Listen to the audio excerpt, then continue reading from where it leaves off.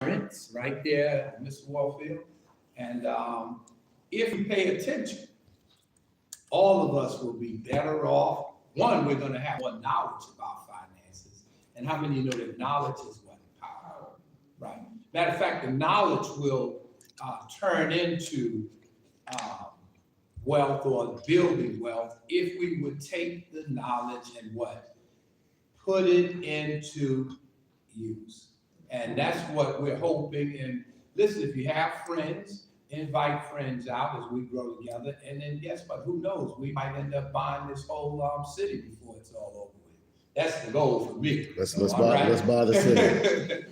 Yeah. So, and just want to thank each and every one coming out and welcome. I think this is your first time, Ms. Mona Lisa. Yes, it's my first time. How did you find out about it? If you don't mind. Tony. Oh, okay. I should have known. Yeah, a wonderful man. Yes. Yes. Great individual in which I'm proud to know. All right. Well, listen, we open up in prayer. Then after that, Alan, you'll take over. You'll take the lead, and I'll sit down and be quiet. All right. Let us pray. You can stand or you can sit. Most gracious and loving God, we thank you as we've come for another session of God, Money, and Me. And we pray, Lord, for each of the presenters. We pray for each and every attendee. As Lord, as we learn to know, as we learn to grow together, Lord, financially, Lord. And Lord, we just ask that you would bless this time. And Lord, that not our will, but thy will be done. Amen. Amen. So just to reiterate, what we've been talking about is that economics is all about what? Money and choices, right? And we all make economic decisions every single day. For example, Buying gas. Which I did today. You're driving down the road and you have to make a decision of all these gas stations, which one you're gonna go into and why, okay? You make an economic decision in the morning by getting up. You can stay in bed, or you make a decision, you're gonna do something productive, you're gonna get out of bed. So, if in fact, economics is all about choices, the way we make better choices is by having more knowledge. Right. The more we know, the better choices we're making. So this is what this class is about. So first, if I can ask you, Marlisa, I know that Tony is a great convincer. Okay, so what did he say in particular about this case, that this class rather than the class you're coming?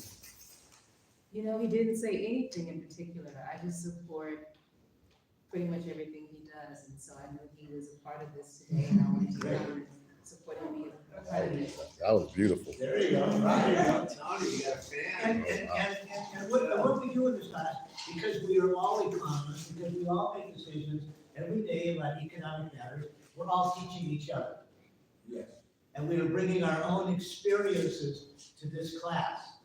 And so we're as much asking questions as we are answering them. Mm-hmm. And so the difference between this class, which is called God, Money, and Me, as opposed to just a regular economics class, is if you're taking a regular economics class, you're going to learn about finance and money, and you're going to learn how to spend and save money, but there's not going to be any moral part of that class. Facts. You don't, if you were taking a college level economics class, which this is, and I can tell you about the history of the class, but I don't need to right now. But in terms of making the decisions that we have, we are a special group because we take into consideration the moral impact of the decisions that we make about economics. And unfortunately, there's not enough of people like us in this society, in this economy, in this culture. The people who are running this country are more concerned about making money than they are concerned about the moral consequences of decisions that are made. And what this country needs is it needs people like us. we're gonna take into consideration in terms of making decisions, what's the right thing to do? What kind of impact is it gonna have on people?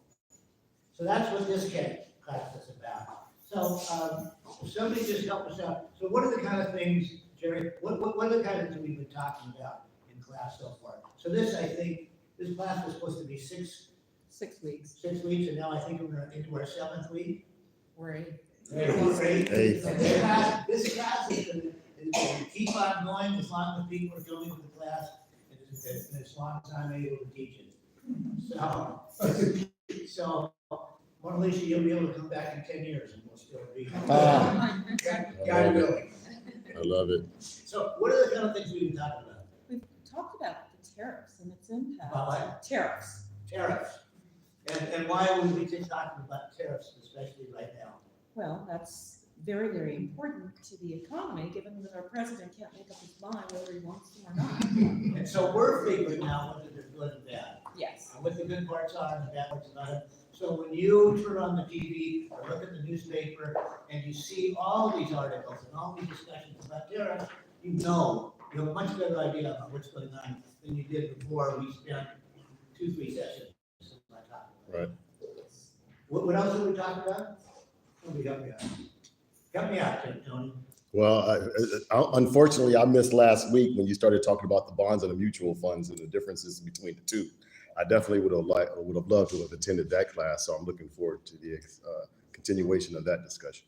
And this is the continuation of it, because we went over it briefly, but we're gonna go over it again and talk about stuff that's up there.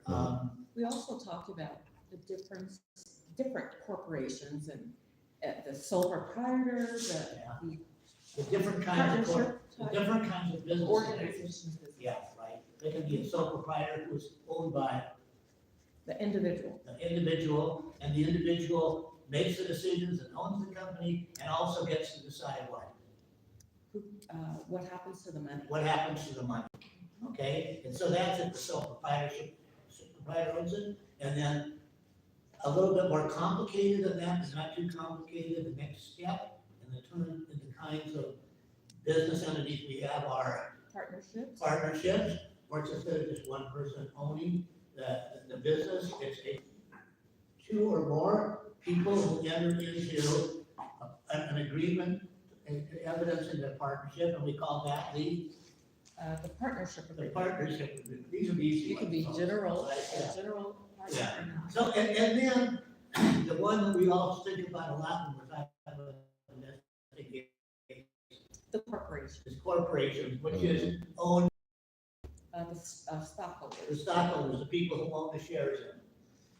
So what we're gonna be doing moving forward now is we're gonna be talking about, okay, if you're gonna be investing, and mostly that you would be investing, if a person comes to you and said, I have a friend of mine, and he said to friends of his, I'm gonna open a restaurant, and if you want to invest in it, I think it's a good idea, and explain why. And so people who are friends of his were offered the opportunity to invest in this restaurant. And it turns out the name of this restaurant was California Pizza Kitchen. So if somebody came in and invested in California Pizza Kitchen, just as it was starting up, and had become a partner in that corporation, that turned out to be a pretty good investment. You know, so these are the kind of things that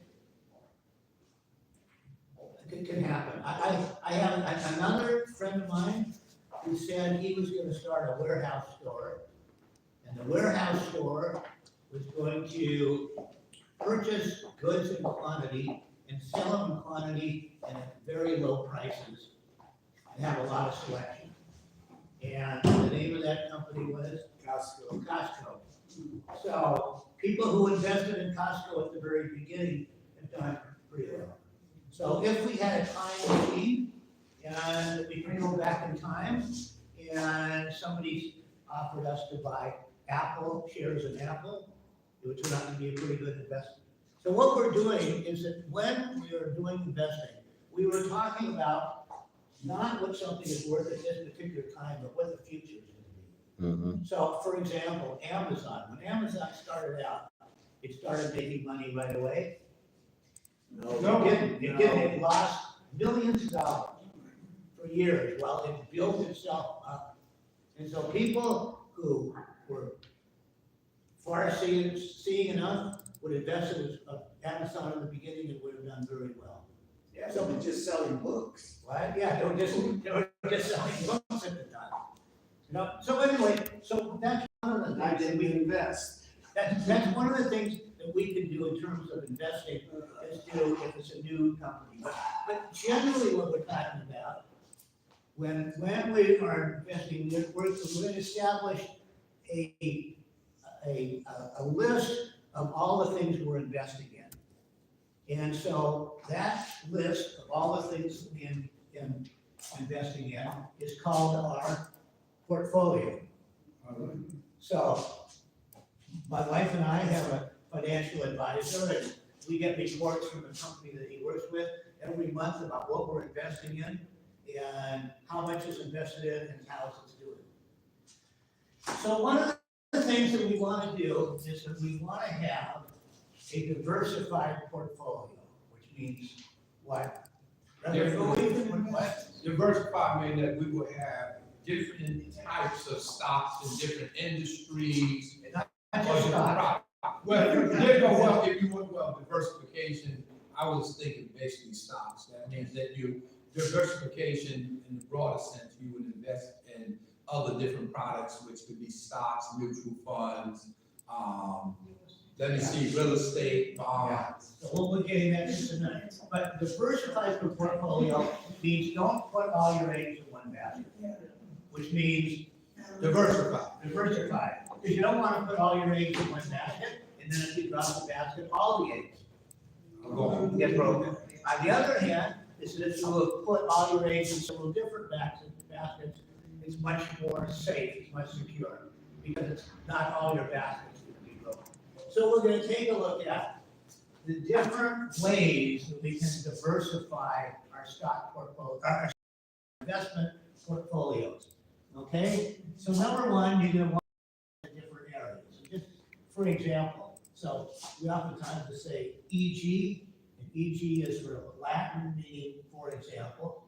So the different things you could invest in, the different areas, the different powerful areas in the economy that are probably going to do well are investments in energy, you know, in oil, in solar power, in steam, and all these different things. So one of the things you're going to take a look at is a basic part of a stock of an investment portfolio is probably going to include some of the most powerful forces in our economy, and that would include energy. Okay? Another would be, and this is just for example, this is a list, but it could be much longer. Tony, did you get me to say something? No, I'm sorry. Okay. So another would be entertainment. Huge in America. And at the same time, there's a lot of challenges in the movie industry, for example. And we can include in that entertainment video games, something very important. So what you're going to do is as you were putting together, and probably with the advice of somebody who is a professional in the area, would say to you, these are the kind of areas that you probably ought to consider investing in. So, consumer products, what do we mean by consumer products? Toilet paper, Lysol. So for example, a big company with regard to consumer products is Procter & Gamble. I mean, Procter & Gamble makes everything. It makes everything from toothpaste to cleaning supplies, to all kinds of other stuff. It would be in consumer products. Another that's very important, a lot of money involved, is real estate. And it could be a real estate, just like buying a house or a condo, or you could invest in a REIT. And since you're a professional in that, why don't you tell these folks what a REIT is? What does it stand for? Real estate investment Trust, yeah. So what a real estate investment trust is a group will purchase property, like a 300, I have one that's like a 300 room or apartment with 300 units. And they will manage it. You will invest and they will manage and they will send you a dividend based on the expenses versus the rentals. And so you don't have to manage that apartment complex. It'll be managed for you, but you get the benefit. You get the dividend. You get a little portion of the income from the REIT And or the, the investment. and the company from the investment company that put it together and manages it, do they make money? Yes. Yeah, and they make a percentage. Yes. And you have an agreement that's been put together by lawyers that provides when money comes in, this is how it's distributed. So on the one hand, you also own single family house Yes. homes. Well, I Okay, good. And that takes more of an effort on your part a whole lot of it. because you're dealing with tenants Yes. who have problems. We have tons of issues and you have to worry about making sure the water's functioning and the pipes are working. And if they have problems, what do you have? I have problems. Now, with the REIT, I have no problem. Just send me the check. On the other hand, is when you have the REIT, you're paying somebody to do the management. Yes. Okay, so all the money doesn't come to you. If you, my wife and I happen to own a duplex. And, so it's pretty old, and it needs work, but we keep it up. And so it takes up some time.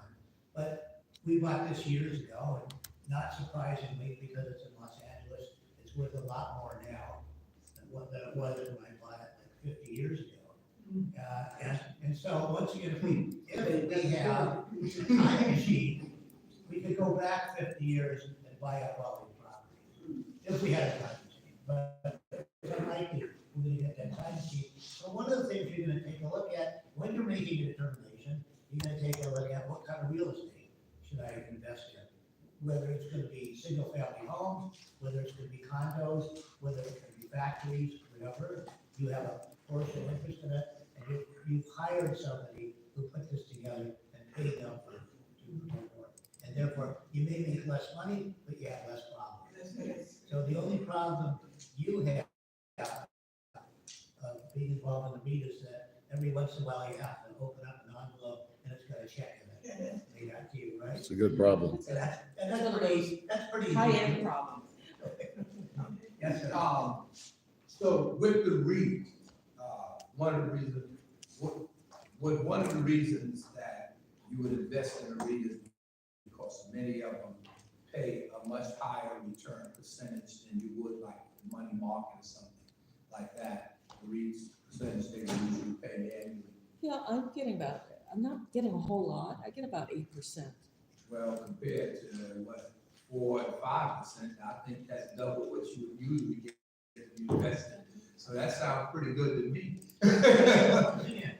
Every one of these kinds of investments, you are essentially investing in the people that have put this investment together. Mhm. And that means you need to trust them. So I presume that before you invested in these REITs, you investigated what their experiences have been, how they've done in the past, whether the people have been satisfied or dissatisfied, whether they paid their bills on time. And then once you ascertained all of that, what we call that investigation that you do into the investment, make sure it's good, is we call it due diligence.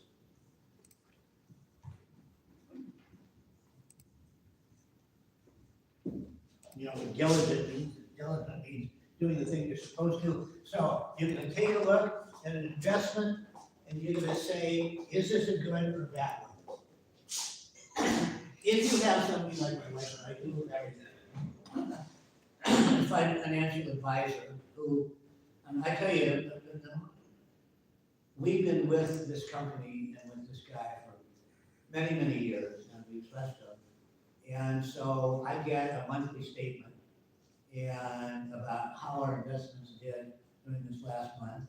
And the most important thing I do is I take a look at the bottom line to see if I made money or lost money. So I can't even tell you, because he's put us into these various kinds of investments, and I trust him and I trust the company, is that they have all, over the years, I've made good money out of doing it. And part of it is knowing that I can trust these people. So anyway, so real estate and also finance, which is very important. Yes, sir.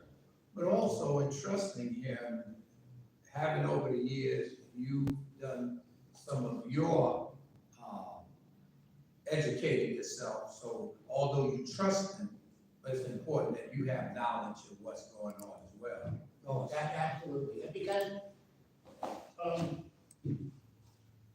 there's plenty of investments that you can get involved in. Joe, you wanna tell them some of your experiences? They weren't good. How did that happen? Well, I didn't do my due diligence. Let's put it that way. So for example, you would get, somebody would suggest to you to invest in a certain investment, and how would you know that person? Yeah, right. Well, sometimes they've done very well, at least they claim they have, so I believed it. But that's why, luckily, I got a job in the studios, and we have what is known as a defined benefit. In other words, I don't invest money, they do it. And at the end of the, when I got money coming in, it pays my rent and whatever. But don't leave it to me to invest. I mean, I like to gamble, so I was doing some long shots. I didn't know anything about dollar cost averaging. I do a little bit about diversification. Now, defined benefit. Thank God I was in a union. I worked for the studio. So. Back with him and get this lecture, things would be different. Oh, you're funny. But it's never too late. So Joe, President Joe is 83 years old, and he's planning on living many more years. And so he's paying more attention to his investments now than he has in the past. Never too late. Yeah, I have a small account and I don't touch it. I get some stuff. So another would be finance. And investing in banks, for example, and other kinds of financial institutions, which are a big deal. And so, who would add something to that list? I don't see, technology. Technology. Now, I want to know something for you guys to figure out. So technology, huge now.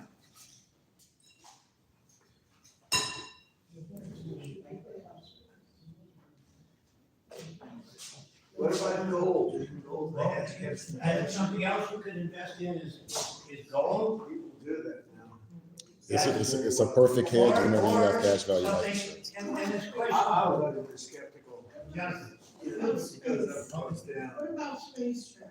which about what? Space travel. I think that's- Space travel? That's something that we Well, why don't we put it down as transportation? can Because that would also include the companies, the airline companies, you know, trains.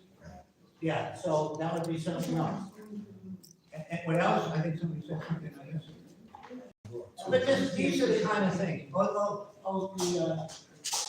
But right now, energy stocks are big. Some of the coal and I'm sorry, not coal, So but we got oil. energy up there, don't we? You do? Yeah. Awesome. Yeah, but the other thing is it's cyber money. Cyber You money. know, which a lot of people are investing in and people are making money now. Whether their money is actually gonna be around in 10 years, I'm very skeptical about, but, Mhm. well, I mean, part of it is in terms of making the decisions, is being able to look for the forward, to see the future and see what's gonna happen. Yes, ma'am. You know, I was taught that, you know, like gold had a value, it's something you can see. You can see, but like crypto, you can't see it. I mean, there's even questions about whether, I would invest in gold myself. Because, I mean, the thing is you can't eat it, Right. you can't wear it, you can't live it. So I don't know, I have a friend of mine who's invested in gold and done very, very well.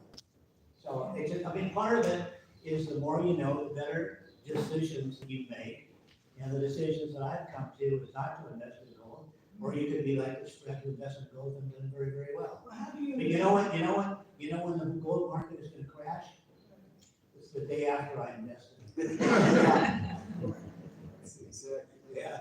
Well, how do you invest in crypto, when you can't, it's not can't? Well, we have an expert in the field here, don't we, Pastor Buie? Yes. Oh, I've been spending a lot of that on make-believe money. What about the stable coin? Well, you have different stable coins. This is the thing, what's so important about this class. One of the most important things is knowledge. It's not so much the investment. That's why, as Alan has just told you, he knows friends that have made a lot of money on gold. They have knowledge about gold, and that's what they believe in. So you got people listen, people are getting rich on gold, some people are going broke on gold. Got some people, I'm not gonna brag on it, people like me that has invested in cryptocurrency, all right? I'm not gonna tell you the actual figure, but I'm gonna tell you I've taken off at least $10,000, and that's lower than really what I've taken off the table, that fake money you're talking about, and put it in my account and used it. But part of it is because I have knowledge of cryptocurrency. And another thing that you had said, you got to have the vision to see things before they happen. And so with cryptocurrency, I understand it's just another form, it's another form of currency. And a new form, and since it's new, most people are scared of it, just like with Apple Computer. When Apple Computer came out, with Microsoft, it was new, and most people, what? They shunned it.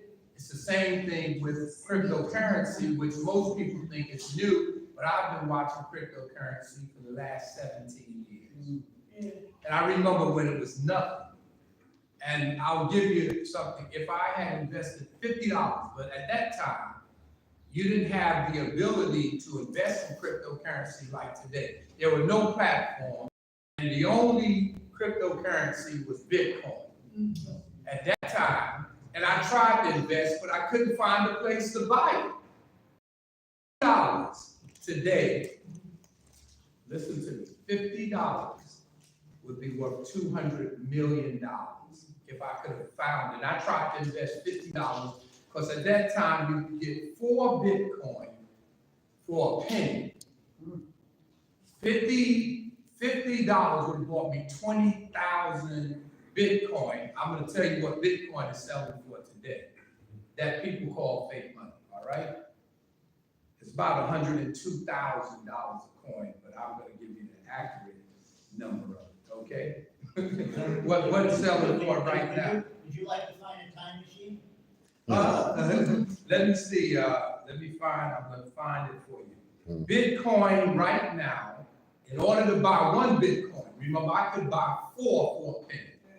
1 Bitcoin would cost you $103,859.14. I could have bought 4 of those for a penny. So times that times 4.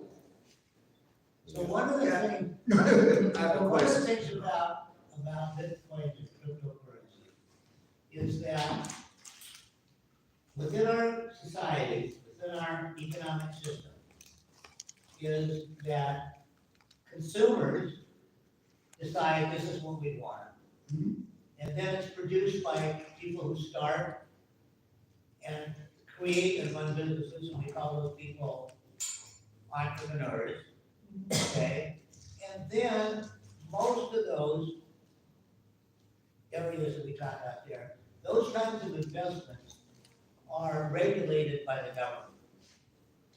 There's been quite a bit of controversy about how much Bitcoins and cryptocurrency ought to be regulated. And right now, it's not regulated very much. So there's a risk involved in taking it, and you know that there is a risk involved, and there's been markets like this in the past who have existed, and people got excited and paid for them, and then they crashed overnight. Mhm. And you also know that in terms, most people, certainly me, don't understand how it works. And so I am not going to invest in something that I don't know how it works. You know, because even the company that, I can't remember the guy's name, the company collapsed. I know, well, actually, part of the money went away. What? Part of the money went away. See, he stole a lot of money. And But part of that the company, it didn't go away. And after they got him and put him in prison, he found some of that money. And what has happened, I forgot what the amount was, but all that money wasn't lost.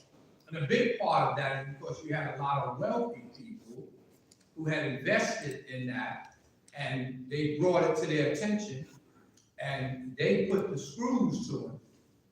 And he came up with some money. I know what you're talking about. I'm looking at it. Bankman Fried. Yeah, and, you know, which he was a clown. He raised $39 billion and was too greedy. And so he figured he'd steal all the money, whatever, and act like he had blew all the money and they were going to just let it go, which is crazy because if you would have had $1 billion, this guy raised $39 billion and wanted to take it all, and now he's in prison. But he came up with the money. He found that money, and the company that he had is still actually going on. I forgot the name of it, but it's still going on. But people did lose some of their money, but they didn't lose all their money. And so, but that's why we're talking about, that we're learning from each other. You know, is that Pastor Buie is to talk to us about this and his experiences. We're not gonna go ahead and just invest in it because he said I had a good experience, but it certainly makes us think about it, and so we are learning from each other here. Yeah. Now, many of us have heard of stocks and different investments. Okay? Anybody know Bernie Madoff? He made off with a lot of money. Okay. Well, listen, Until we lost it all. this is why knowledge is powerful. It does not matter what the investment or how safe it's supposed to be. This is why this class is important, as Alan talked about. Morality is very important when you're investing. Bernie Madoff, the stock market is regulated. Anything you invest in, you can lose it depending on who you're working with. And for me, I will agree with many of the people about cryptocurrency, and I understand where you're coming from. But just like I told you, I watched cryptocurrency when it first came out, and I saw what it was, right, where it began, from nothing. And the only crypto you could buy at that time was Bitcoin. That was it. It was only Bitcoin. That was cryptocurrency. So I've had 17 years to watch it. So I watched it go from nothing and saw it right now. I just told you that cryptocurrency is called what? A digital what? Currency. It's been defined now. It's real. And let me say this, some of the biggest companies in the world and even banks, Chase has cryptocurrency. All right? There's a Bitcoin Visa. People are buying houses with Bitcoin right now. People are buying Learjets, yachts. So it's real, but I understand, and I would not, I'm not saying this to try to get you to invest in it, But what I'm trying to say, see, I have a lot of knowledge about what's going on, and I'll answer your question. Yes. Why is it real? What's the blockchain? It's all in a computer. Oh, okay. What's it used for? It's a form of currency you can use, but It's a very valid question. It's a revenue. But if we try to explain Bitcoin. No. Well, no, let me say this.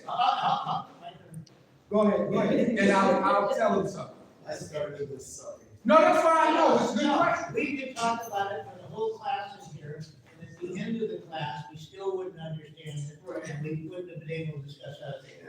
The important thing is different people have different views about risks that they want to take. Right. And also, when you talk about Bernie Madoff, it was a guy who had a fund that people, I gave him money, and then he invested it in all these stocks and bonds. And every year, no matter how the stock market did, he reported to the people invested with him that the amount of money in the investment had increased. The false statements, he falsified the statements. So, and it was obvious. And people had written articles that say, this doesn't make sense. It can't happen. Yes, it does. People- People trusted him because they were Jewish. Really? It's a We got to the bottom of it just now. Pastors, They were the same thing. There were non-Jewish people that invested in this as well, and there are non-Jewish people that have done this stuff. So it doesn't have anything to do with. No, but it didn't go. But religion, but the point is that people who invested in Bernie Madoff, very educated, very wealthy. Yeah. Taking the funds from charitable organizations that they ran and put them into this, they didn't do their Due due diligence. You know, and that's why, I mean, I have a financial advisor that my wife and I have, worked with him for years at his company, and we know what he's talking about. Anyway, so let's move on from that. But that's Okay. another thing, and it also is very important to say that there are investments that you can invest in, that some of them are riskier than others. I mean, you can invest in US bonds, and you're gonna have the safest investment in the world. And are you gonna get a very high return? No. There's no risk. On the other hand, if you get a higher return, what you are more likely to do is invest in riskier kinds of investment. And that's also part of the diversification. You may say, listen, I'm gonna take these investments, and they're gonna be very safe investments, and I'm not gonna get all that great a return on it, and then I'll take another part of my portfolio and put it into companies or organizations where there's a higher risk. And, I mean, so when people invested in California Pizza Kitchens, because it didn't have any track record, essentially, these two guys were putting together, they trusted them, and it turns out they were right. But everybody who invested in California Pizza Kitchen to begin with knew that they may lose all their money. So, yeah, Yeah, like my daughter, she was doing stock options. yeah. At one time, she was doing very, very well. But when it starts taking a hit, you know, people, you can tell people, girl, I made 30,000 today, or I made 20,000, whatever. But the next day, they're taking all your money, you know. So you live in high on the horse for a minute, and then all of a sudden, you've lost everything. So you definitely have to be very careful. So, but you know, but if you have significant amount of money, and if you have a balanced portfolio, so that you invest in some very conservative type of investments, then you may want to take part of that money and take a flyer on it, and say, listen, I know I'm taking a chance, and I may lose it all. My guess is that your granddaughter, My daughter, your daughter, she probably put more into that investment well, than she was going to a class, I think she paid up-to money for this class to teach me how to do this. And so, like I said, in the beginning, she was doing very well. And then at one time, I said, I just can't do this anymore, because I think she had greed. Yeah. So anyway, and I'll tell you, there are people out there who will sell you anything. Right. And they will do a great job of describing to you what this is all about. Yeah. And listen, I'm a smart guy and I know my finances, but I can't figure these things out by myself. Yeah. That's why we have this guy, I mean, he happens to be black, he's very well educated, he's a big guy, he's gonna come down and teach part of the course down here as well. But I know that I can trust on him, and I've dealt with him for years, and the people in his company, I mean, there's all these companies and people that are run by people who develop cocaine addictions, and then all your money goes up their nose. It happens. To put it simply, yeah. People who invest in Bernie Madoff, right? Smart people, rich people, you know? Greed. What? No, not a greed people. Because their greed was in ignoring the warning signs, That's right. you know? So, Yeah. so one of the things we'll be talking about is see what those warning signs are. We got it right now. So let's just go here. So these are the different kinds of investment areas that you could invest in. Pharmaceuticals, there you go. Oh, big pharma. Oh. The hardest part of it is figuring out how to spell it. I can get you the PHARM. We all know it's pharmaceutical. Big business, big business, a lot of money in that, you know? And, you know, so a company will be spending years trying to develop a certain kind of medication to deal with a certain kind of disease. They've been losing money for years, and one or two things could happen. One of it is it turns out that this drug works. Mhm. And if you've been investing in this over time, you're gonna make a lot of money. On the other hand, it may turn out after all this it doesn't work.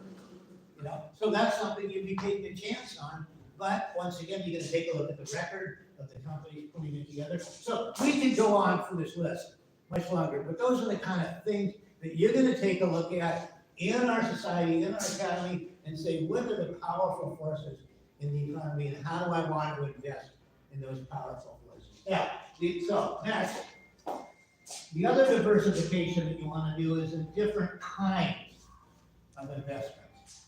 And you could buy stocks, or you could buy bonds.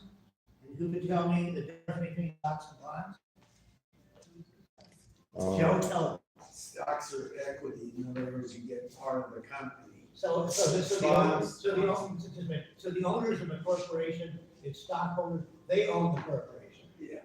There can be very small Very parts of small. it, or very large parts. And what's a bond? Bonds and IOU. Bonds and IOU. Money. So that a company that's As starting it out, matures. yeah. So a company is just starting out and sells stocks, and then people buy an ownership interest. So who owns Apple? The stockholders. The stockholders, the shareholders of stock. Shareholders, rather. And if you want to be an owner of Apple, all you have to do is going through the proper procedure, you can buy shares. And then the decisions are made by the stockholders. Now, as opposed to one person, one vote that we have in our democracy here. In a corporation, you have as many votes as you have shares. So if I'm gonna buy one share of Apple, I don't have anywhere near the power that people who invested and have millions of shares in Apple. But I can increase it, okay? Now, we talked about it before. There's two ways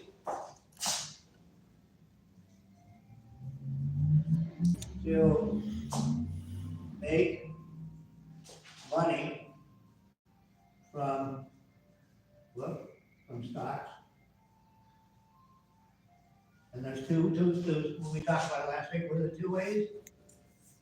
Dividends, So, dividends, dividends. So what happens is, when the money comes in, when it's a sole proprietorship, the money comes in to the owner of the company.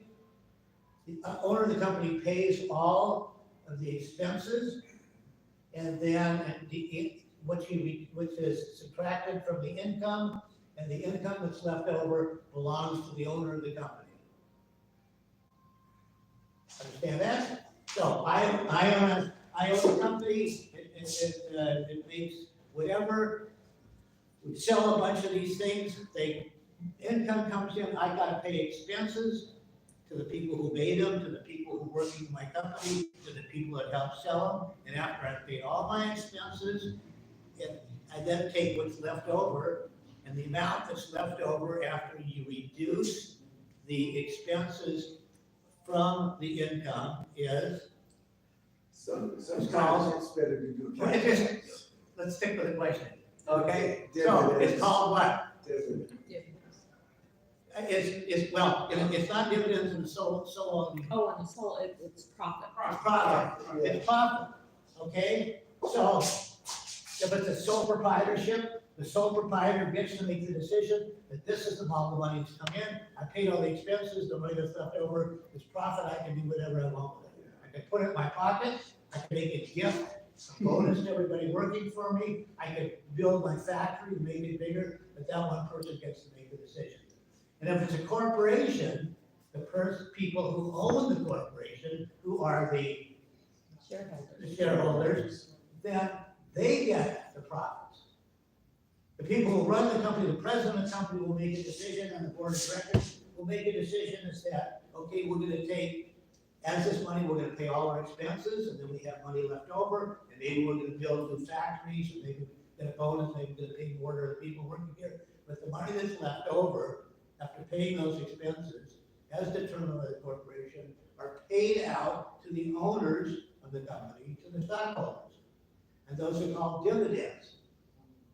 Okay? So, one way that you do, and so you can take a look at history of companies and see whether they pay dividends and how they pay dividends. And so, a lot of people buy shares of stock based upon what the dividends are. And just like Jerry, when gets to open up an envelope and there's a check that comes to her, you've got these dividends that are coming in from a company that's stable and is paying the money out as dividends, then that money you can get as a dividend as your share of the profits. Okay, so that's one way to get money from stock. And the other way is Stock the stock Stock rising and back. stock appreciation. So you Well, the buy, company buys its own stock. what? The company buys its No, own this stock. is just generally, in terms of if you're buying a stock, and you take a look at it, you had a time machine, and you could go back and buy Apple for very little amount of money, and it's done very well, its stock then is gonna be worth more or less. Because your ownership, the corporation itself is worth more money, and you have a part of that ownership. And then what you do is that you can take that and you can sell the stock. So this is what you wanna do, you wanna buy low and sell high. I mean, it just doesn't happen by accident. That's why you have to do the studying, and that's what we're gonna be talking about how you do and make that study. So, dividends, and stock appreciation. So every month when I get this notice from my financial advisor about how I've done this last month, I'll take a look at it, and on this report that he gives to me, me and my wife, is that it talks about what these stocks, what they were worth at the beginning of the month, and what they're worth at the end of the month. And then my personal assets, my money increases because I own these stocks. I don't have to do anything except these stocks increase in value.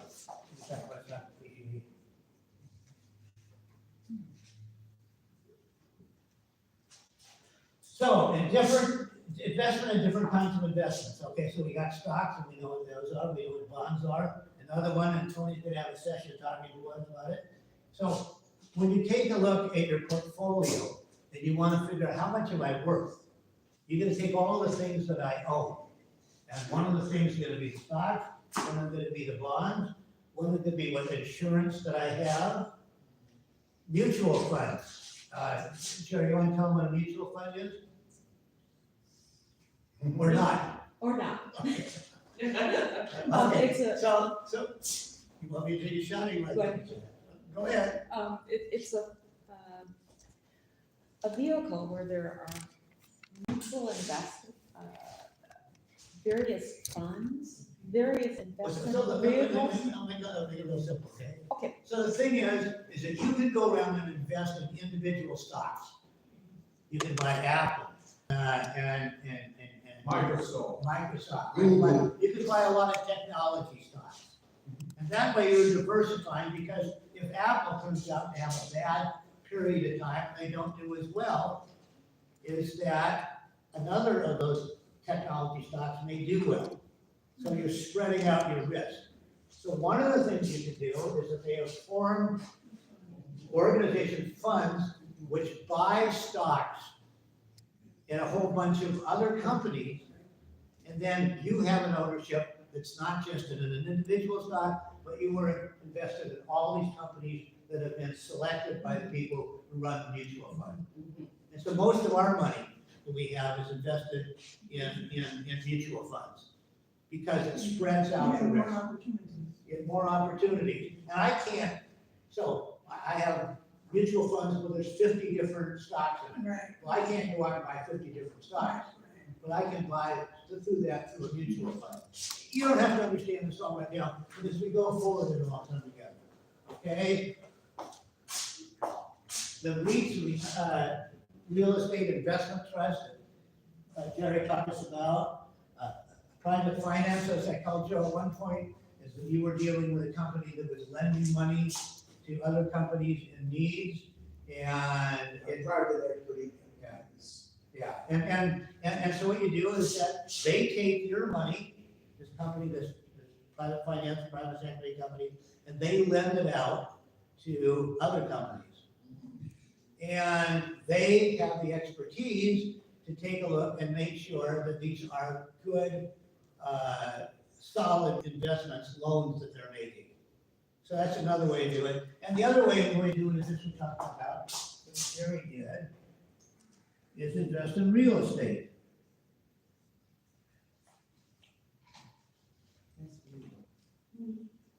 So for example, when you take a look at our assets, our ownerships, the things we have money in, so we have one of the things listed as being this duplex that we're in, and something else that we have is the ownership interest we have in our house, which means the value of the house less the mortgage on it that we owe the bank lending company, and then the rest of it belongs to us. And as house is increased in value over time, that means that I am wealthier in time. Now, if something happens to the stock, to the housing market, and it drops way down, then I lose money. But that's something that generally the real estate market is something that's been increasing over the years.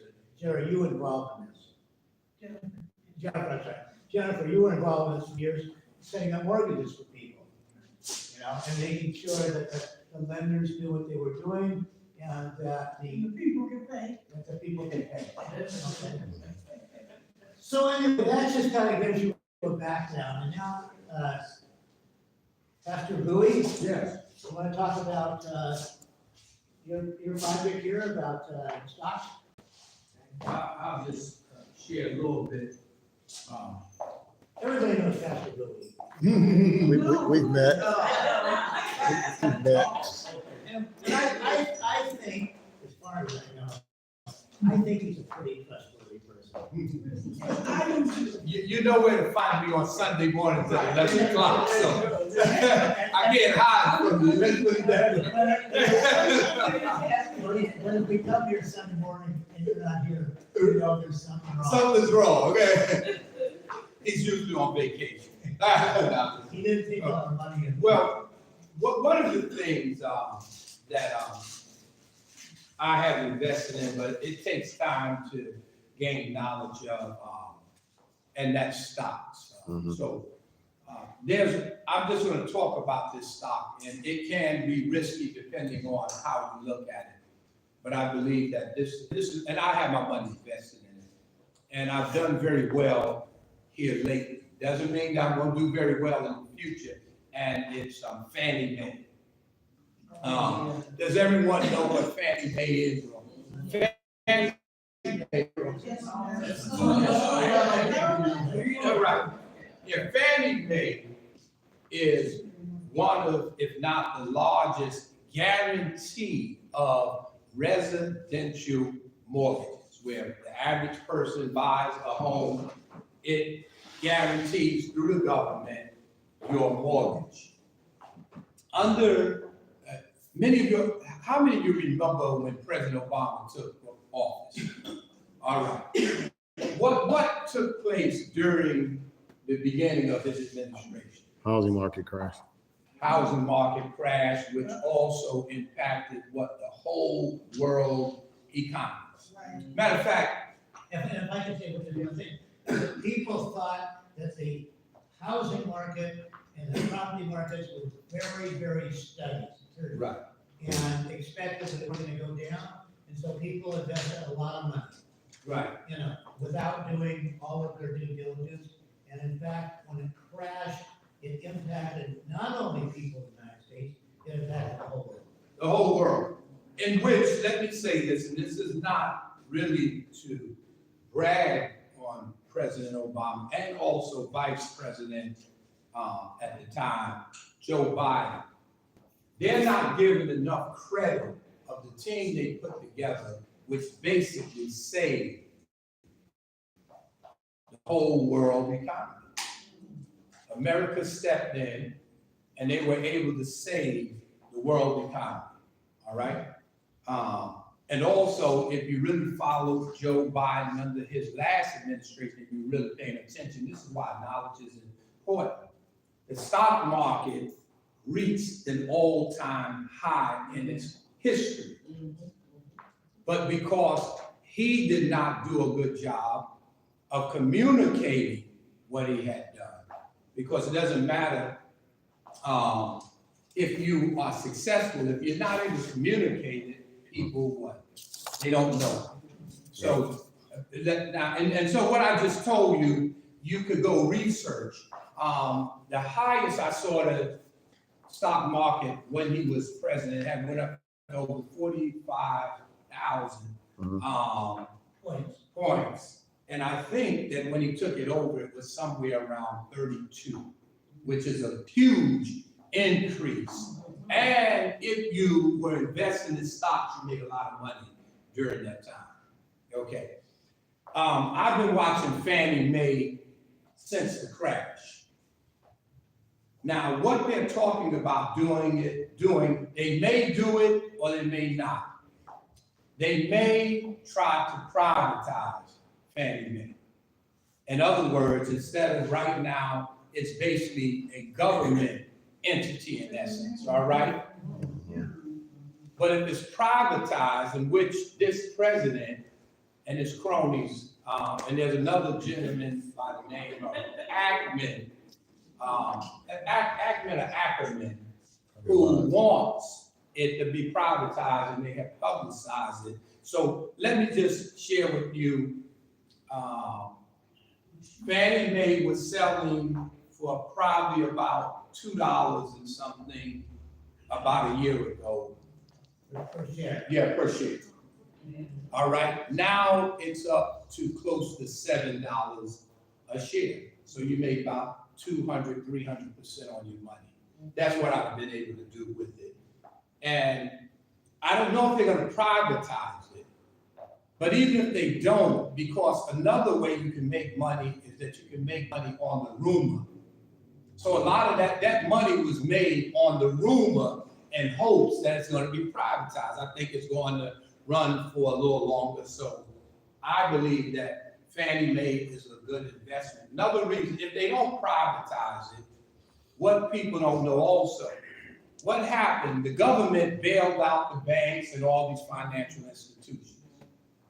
The difference is the government controls Fannie Mae and Freddie Mac. They control it.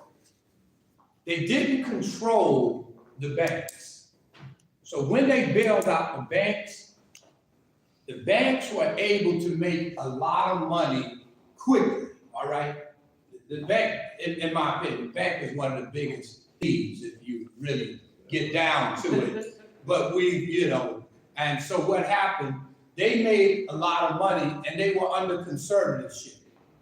But what they were able to do, because they weren't being controlled by the government, as Fannie Mae is being controlled by the government right now, which you would have made a lot of money if you would have bought Fannie Mae, but Fannie Mae had went down, and if you would have bought it at about 15 cents. That's how long, but you would have to wait now, you have to wait almost 15 years, but just imagine if you would have been buying Fannie Mae at 15 cents. But at the same time, it's possible that it never was gonna come back. Well, one reason why I see Alan is more pessimistic than I am. Conservative. No, that's okay. Conservative. And, yeah, conservative. All I'm I saying, no, like I said, all I'm saying is, you gotta know what you're doing when you get involved. right. And so the people that invested in Bernie Madoff were given this information that every month for years, their stocks will be worth more money. Right. Whether the stock market was going up and going down. It was impossible, because these people were greedy and they didn't want to take a look at it. So my point is, make sure you know what you're getting into Right. and don't get carried away because something like Bernie Madoff is making all these proclamations. That's Turned out correct. not to be true. And so, what I have learned, because I have lost a lot of money, so I don't want to tell you that I've made a whole lot of money or anything. I've paid for the education, so I have done my research.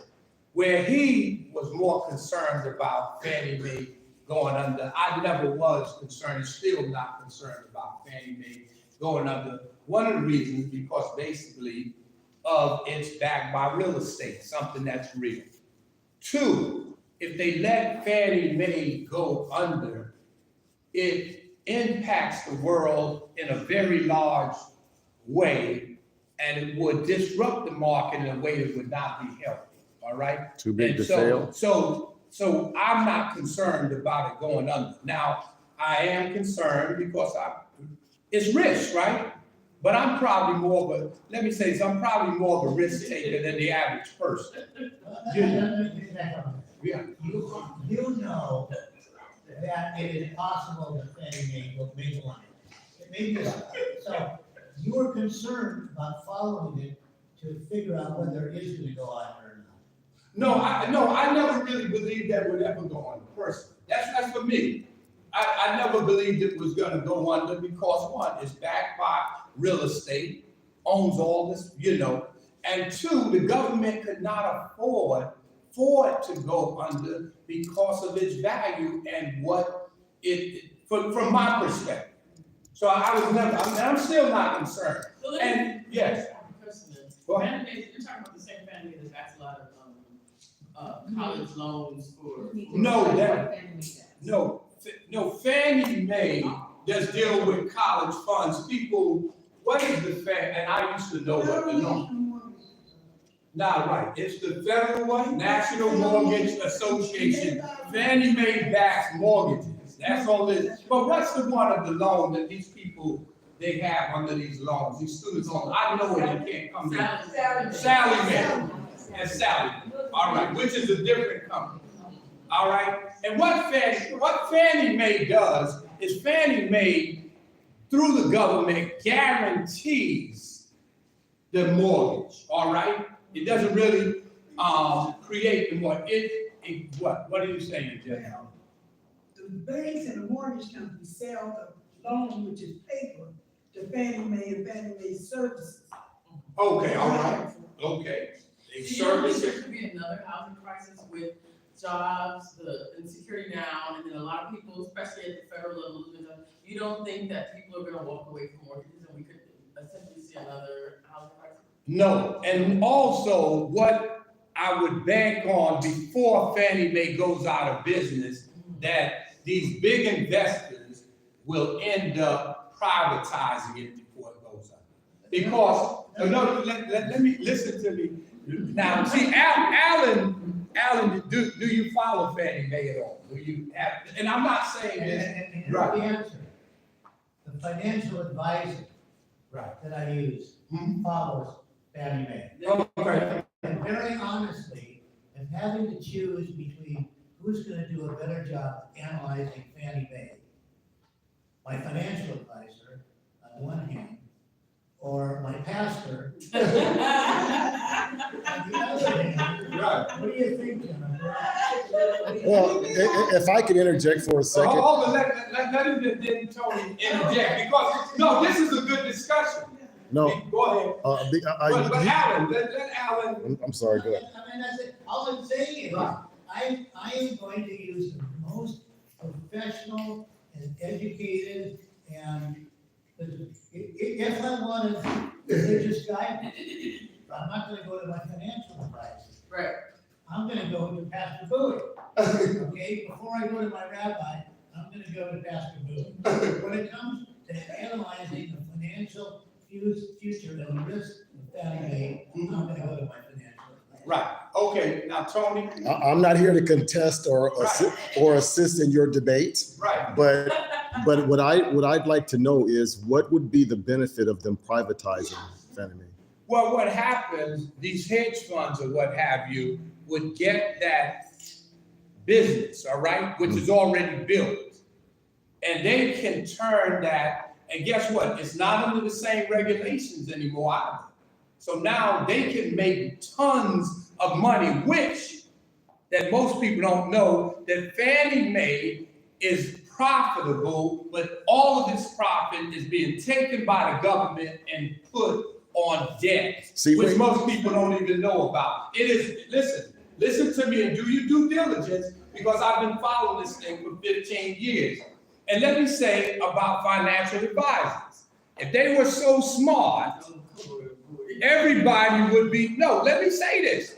This is important for us. I'm not trying to be an expert, but what I'm trying to tell you, that much of, if you will do your due diligence. And another thing, let me say this. The reason why a lot of people get in trouble is because you don't believe enough in yourself and the knowledge, your own knowledge. And that's why this course is so important. And you place more faith in these financial advisors, all right, let me say this, than you. The thing about that financial advisor, one of the things, remember, he is going to make money when he moves your money. Facts. And there are financial advisors that I've watched, and what they will do is they will tell you to sell or move it because they're gonna get paid. Not all of them. Just like doctors and So, pharmacists. right, so, Churning. what? It's called churning. Right, yeah, right, okay. And so what happens, now I'm gonna say something that's gonna be controversial. Sometimes I might be the better person to talk to than your financial advisor, depending Because you're unbiased. on the integrity of your financial advisor. You see, But let that's me, part of the due diligence. but right, But before I handle it, before I entered into an agreement with this financial advisor, I really checked them out. Yeah. And so, I mean, I know that there are financial advisors out there. Yeah, they checked out dirty meat. They can't, I know, but I know that, right, and I think in your case, Alan, I would but agree with you. everybody has an I- opportunity. right. To the extent that anybody gives you advice on a financial advisor, whether it's somebody who went to the Joe at the gym and said, invest in this company, and Joe did it, I mean, that wasn't doing his due diligence. How about if it's too much money, if it's too good to be true? In other words, they say, well, we can make 25% on your money. If it's. Once again, That's the too more good you to be know, true. the more you know. I'm sorry, but you guys are like veering off of what I'm trying to get right now. So please let me ask this question. Okay, so yes, because if you're telling me that privatization is better, what I understand about privatization on anything, whether it be No, I Medicare, didn't say it's better. okay, I never said that. okay, but I just want to make this observation, right? Right. So whenever these companies are privatized, Right. whether it be Medicare, whether it be Right. Social Security, whether it be the post office or anything, Right. there are margins of people that are literally stricken from any of these services. So if you have a situation where this is being privatized, who would be the people that would benefit and who would be the people that would be dropped out? That's what I'm concerned The about. big benefactor, because I believe that his hedge fund would probably end up buying it, who is pushing it and why Fannie Mae has gone up is Bill Ackman. Look him up.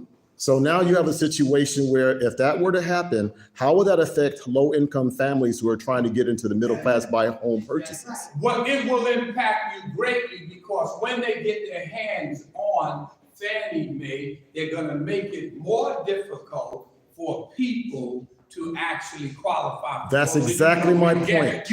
But you gotta understand, and this is what people aren't understanding. We make the assumption that people in business and these guys are moral. They are not. And that's one of the things that we have to understand. The difference is that they are not moral, and this is why part of why we had the crash. Because if you remember, they had during the time that all you had to do was state your income. And you were able to get a Buyer's loans. Right, yeah, right. Okay, now listen, they already had a formula in place that they knew that worked pretty well and kept the market stable.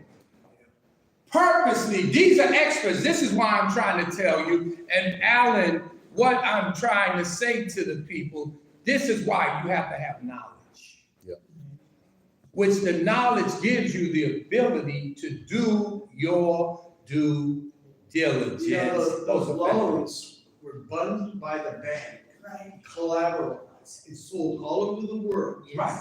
Guess what? S&P, this is an agency, government, not government, it's private, not Right. sure. Standard It's and private. Poor's. Right, They're supposed to rate bonds and, Right. and financial instruments. Right. They cashed all these things full of crap loans. and they knew Oh, yeah. but they did that- Well, They knew it. No, they And said, the upshot was that everything crashed. it. Right, yeah, Because those loans were worthless. right. Go ahead, Jennifer. They've had, private investors forever. Those stated income liars. Oh, yeah. They were not sold to Freddie Mac or Fannie Mae. Because Freddie Mac and Fannie Mae got Yes. federal stuff. They have rules, they got. exactly, that's my point, They were sold right there. Right, those were private investors. Right, Bought that paper. right, They made money off of it, agreed. Right. So they didn't care. right. Why was he like? That's the point I'm They trying. just wanted to make the loan. All right, Joe, that's the point I'm trying and why this class is here. Because if you gain the knowledge, now you can do your due diligence. And I'm not saying I would recommend all of you, get a financial advisor. But guess what? Whose money is it at the end of the day? Yours. And if he loses your money, so what? He lost your money. So the key, what I'm trying to do, now, I'm not telling you to buy Fannie Mae. I'm just telling you a stock that I have investigated and I have been following since 2008, 17 years. And I watched it go from as low as 8%, now it's at 6%. So if you would have bought it at 8%, and you see the upside, now you have to wait 15 years, but look at the amount of money you would have gained. But part of that is through due diligence. Like, as I'm coming before you, now, can I tell you that it's gonna go up? No. And guarantee it? No. And neither can your financial advisor. He can only go by what was behind, and you can gain that same knowledge yourself if you do your due diligence. And what I'd say to all of us, and just like me, you better learn as much as you can about whatever you invest in, regardless if you have a financial advisor or not, because the reason why we got in that mess is because of the experts who Joe would agree with you was hustling you, but guess what? You can't move real estate. So what can I do when you default on that real estate? Foreclosed. And I can go in what? But if it's worthless property, we can foreclose it. No, the reality of it, Joe, the reality of it, let's think about it. Real estate is going to sooner or later, in most cases, rise. And another thing, if you don't realize that, number one, every market is not the same. This market here is unique to itself. And let me say, and California market. California, and Southern California in particular, Los Angeles. Now, I'm going to give you an analogy how I see Los Angeles. Los Angeles is the French Riviera of America.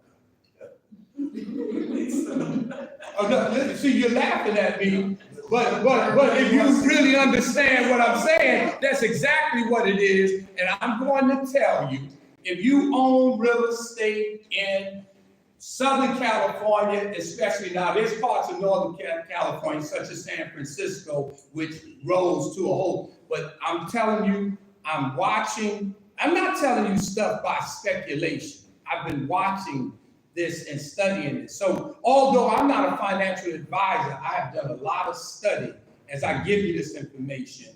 And I'm not going to tell you that what it's going to do, but let me say, number one, this is not just a market of domestic investors. This is one of the most bought international market in the world.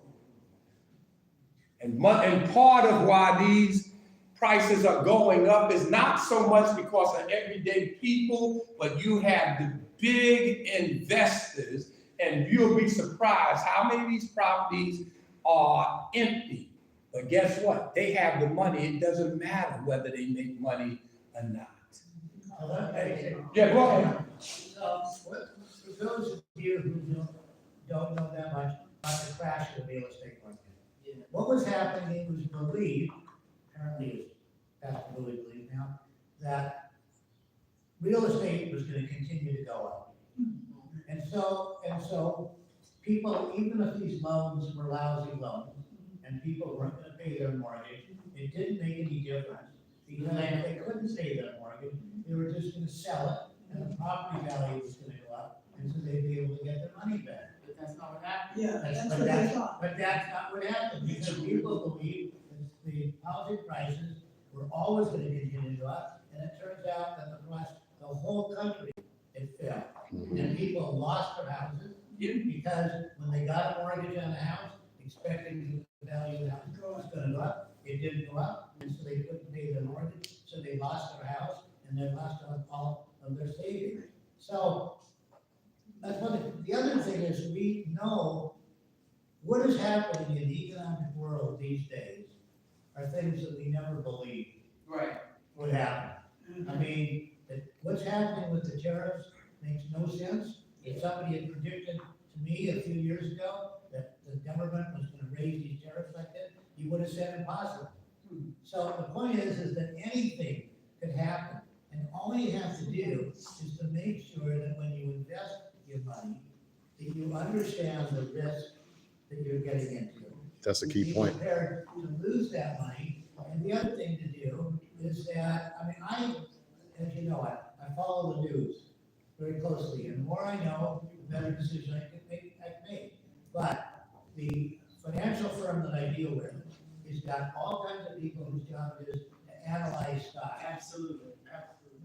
All the time, and they know, to the extent that I or Pastor Buie knows things, they know well more than what I could possibly know. And I know that there are financial advisors out there who, like I said, are gonna develop cocaine addictions and all your money's gonna disappear. And that happens. Up their nose. I make sure that the company that I've dealt with have been around for years. I know that they are moral people. They've given us a very philanthropic, and they are people who fit in with us because they make decisions about what is morally right. And in terms of giving me advice to me, I can follow it pretty much, but I trust them to do it. Isis?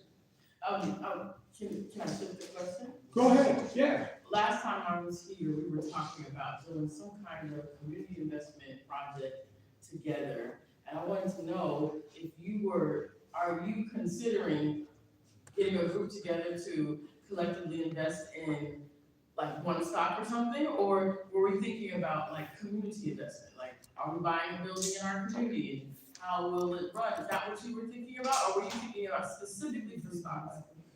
That's the question.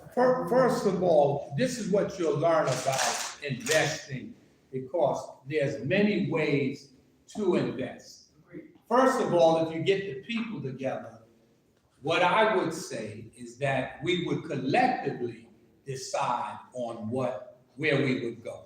And it could be I would diversified. give some input, but it's important to have the collective, because one of the things is a part of teaching. Now, I'm not gonna sit back and let you say we're gonna go and invest in what was it? What was it? Pet rocks. I'm not gonna let you do that. But I believe that one of the things is to get people involved, because now they begin to what? Learn. Yes. Now there'll be people like Alan. I would say Alan has probably more financial knowledge than I do. I would take that away from him. And you know more about religion than I do. Right, and so Alan would definitely be one of the chief drivers and advisors, and I think it would be wise, let me say this, if we follow many of his regulations. But the key that's most important is if those who would want to do that, there's also a power in the collective that you don't get as a single person investing, which will allow us to do things together that we could not achieve individually. I agree, but I also think that we have to figure out, I think in order to get people to buy in, right? You would have to figure out what would be the structure. That's a conversation. They'd have to When you say structure, be a little more clear. Are you talking about the vehicle in which we would set up, or when you say the structure, you have to be a little more I detailed? mean, yes, I'm speaking about that, but I'm also speaking about what is it particularly that we're interested in, the ultimate goal. Because is the goal to buy? Go ahead. Let me just tell you. So what the assignment was last week is that we said that investing in a company, you were better off investing in a company that you understand Correct. and have more information about. Yeah. And so the assignment was, as usual, we didn't get to it, but that's okay. No, that's okay, because this is productive. Is for each of us to think about, what is a company that we know, that we think is something that's gonna be successful? And what we talked about in class is, for example, California Pizza Kitchen, Right. which has done very well. And everybody in this class knows what California Pizza Kitchen is about. Everybody has an opinion. Got your mind on pizza. We would talk as a group and say, somebody would say, I think that we ought to invest in California Pizza Kitchen because of the given reasons. Or that, Jackie knows about, Costco as a company. And so we know what's good about Costco and what's not good. And we know in terms of making a determination whether we're gonna invest in those companies, whether we think they're gonna be successful or not. And we all know that. So the first thing that I would suggest that we do is the people, next time that we get together, is be able to say, listen, I've been doing business with this company, whatever it is, and I think it's been successful. It's got good quality products, it's got great service, they got a good return policy, they've been making money because you can go online to see what companies have done. You can take a look at their stock and see how they've done, and you would say, I think this is a company that would be a good idea for us to invest in.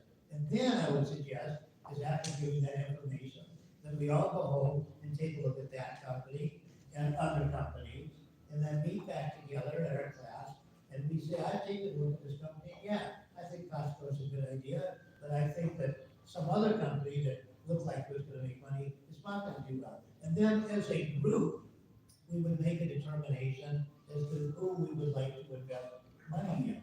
And once we make that determination, then we would talk about how we actually do it. Okay. What's the process? But the first thing we wanna take a look at is a company that we think is attractive and something we ought to invest in. And I guess we are very punctual where we start at 6, we end at 7:30, we got 2 minutes, so. Pastor Buie, you wanna take the last 2 minutes? And what I would say, and you covered it today, that we would choose maybe 3, no more than 5 stocks, because we want to what? Diversify. Opposed to looking at Or one something stock. else. We may Yeah, or say something, no. that's what I'm thinking, something else. Something else. We Just may say because the no. stock investment is for personal gain, right? But if we're doing it as a collective for a community, which way can we invest to make our community better? That's You know how- what, no, the answer's gonna be up to you. So one of the things, when Right. I make an investment, part of it is how much money it's gonna make. But part of it, because I'm me, is to say, I wanna invest in a company that I support their policy. Yes, that's You know, important, that's. But somebody else may in here say, listen, I just wanna get involved to make sure that I make money. Or somebody else may say, no, I just want investment into, a company that I agree with. But as a group then, we will have that discussion, Yeah. and then we'll make a decision. So we all may say, yeah, let's invest in, I mean, Costco, I think would be a good company to take a look at. I think they've got great policies, they do great things, and very, very philosophic. But other people may come up with information that I don't have, and some people just say, yeah, I want to invest in that company because they do good things, they treat their employees right, they give a lot to charity, and other people can say, listen, I got a company, it's an oil company, that's making a lot of money. I know it's hurting the environment, but I'm more concerned about making money, and then everybody else that does is what we want to do. There's no answer with capital A on that. There's no plan that we have ahead of time. It's something that we're gonna get together and do as a group, and learn from each other. How do you do the research? You have to have a subscription to the Wall Street Journal, the FT, Or you the can Economist. or you can You just- really have to do a lot of. Well, Or Don't you even can look at it. just go online, Oh, because right. all of this information that my financial advisor has is available. He spends the time in learning it all and You can't get understanding the it Wall all. Street Journal online without paying. But you know, all of the articles in the Wall Street Yeah, Journal, well, are just stories, are based upon information. All of the companies have to file with the federal government, all the information. So if you go online and you take that, then Yahoo's got the service, you can pick any company and it's gonna tell you everything you need to know about Yahoo and then some. And then there's gonna be 5 other sources, so they do the same thing. So you don't have to go to some, if you have a Wall Street Journal available to you, you know, then you can take a look at it. But you can get all kinds of information. And it includes, in that information that you can get online, what the financial analysts say. They will say, they'll rate them. They say, these are companies you ought to buy in because they've done well. The reason, these are companies you ought to sell, get out. These are companies you ought to just hold on to. And it's just easy, just listen to these financial advisors, because I used to do that and didn't do me any good. These guys will say anything. Right, well, what did we talk about today? I think we learned some things. This is where, reason why we have this class, what I want you to do. I want you to gain the knowledge, all right? We come here, all right? I'm going to invest in the group, not because I'm trying to get rich off this group, all right? No. What I'm trying to do is to, one, what he's talking about. We're all economists. We don't know it. So what will happen if we work together, we'll all become better economists. Because see, there's a lot of things that we said that it took me time to understand. Number one, I can say, well, you can go online and find out all this information, and it's true. But you gotta also know where to look for it, how to look for it. See, all that's not there. And that's what this class will do. We will show you how to find it, where to find it, and be able to, cause see, and we come here, and the reason why it's gonna be a collective is because all of us come here with different levels of knowledge and what? Experience. Now, I'm not an expert, but a guy when I was in the Marine Corps taught me about stocks about 47 years ago. And it made me a student. And guess what? I have been studying for 47 years. And after losing a lot of money of speculating, I realized that knowledge is power. And that's what this course will do in this class. It will give you the knowledge, which will give you the power to make better and informed decisions. And what I also learned, yes, there are good financial advisors and you have some bad ones too. And the more that you know, usually you're going to pick a better financial advisor. You see what I'm saying? So if you're going to get wealthy, really wealthy, it's not your financial advisor that's usually You going got to to do it. watch your own money. You have to know, right? This is what I'm trying to say. You can have a financial advisor that's been good for 20 years, just like with Bernie Madoff. What is so important is that you and me take responsibility of our financial future as well. Don't leave it in the hands of someone else. And I hope that's one of the things that we get out of that. And then also, we will make money. Can I say to that? Right. Give you a prayer for us now. Yes, I will. You all ready to pray out? I think we've already been doing the prayer. I've almost done the prayer. I'm gonna close it. All right. And let's give Alan, let's give Jerry, who they call on a lot, a hand. And Tony, let's give Tony a hand. Now, Tony is a super guy. And let me say this. There's a whole lot more to Tony than he realizes. Really, and I mean that. I'm not saying that to pump him up, but this guy is special. Yes, we He's special. Thank you, Pastor. All right, let us pray. All right.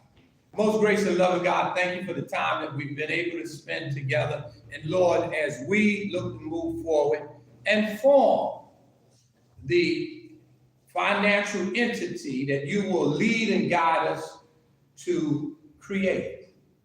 And as you allow us to create it, that Lord, we will all become better economists, more knowledgeable, and Lord, that we would be most successful with our collective knowledge and efforts as we move forward. Now, as we prepare to leave this place, give us traveling grace and traveling mercy. May we find our homes as we left them.